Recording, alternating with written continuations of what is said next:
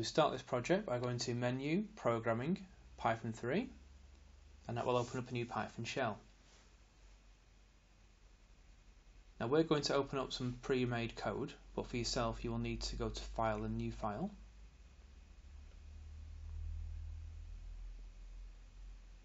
So this project is the Ultrasonic Theremin, which is a gesture-controlled instrument.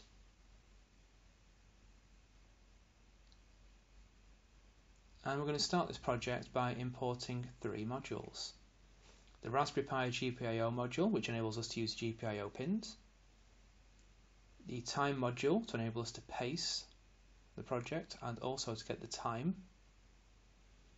And P-Sonic, which is short for Python Sonic, which enables Python to talk to Sonic Pi. For the pin mapping, we're going to use the Broadcom pin mapping, which is the default pin mapping for the Raspberry Pi. And we're going to turn the warnings off. We have 2 pins, the trigger and the echo. The trigger sends a pulse and echo receives.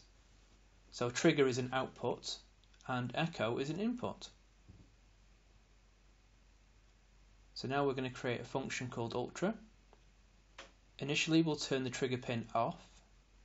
We'll then wait for 0.1 of a second and then turn the trigger pin on for just a split second.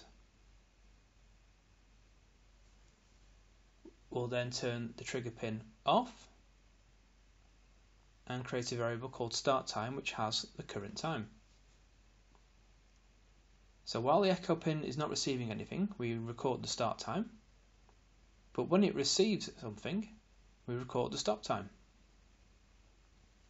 And the elapsed time is the stop time minus the start time, and the distance is the elapsed time multiplied by the speed of sound in centimeters. We then divide by 2 to get the distance.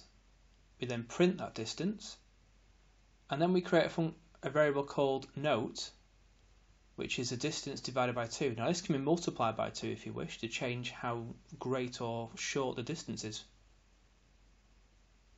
And then we use a synth, an instrument called modulated pulse. We then play a note based on the distance divided by 2 in this case. And then we sleep for 0.1 of a second. And then we use this function in a while true loop. Now to enable this to work, we need to use Sonic Pi. So if you go back to the menu in the top left, go to Programming and then Sonic Pi.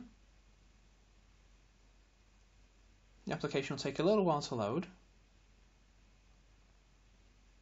And here is Sonic Pi interface.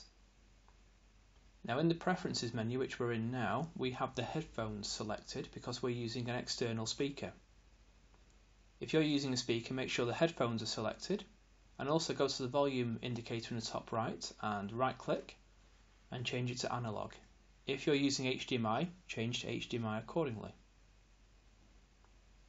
But when that is done, you're ready to go, so go to Run and Run Module.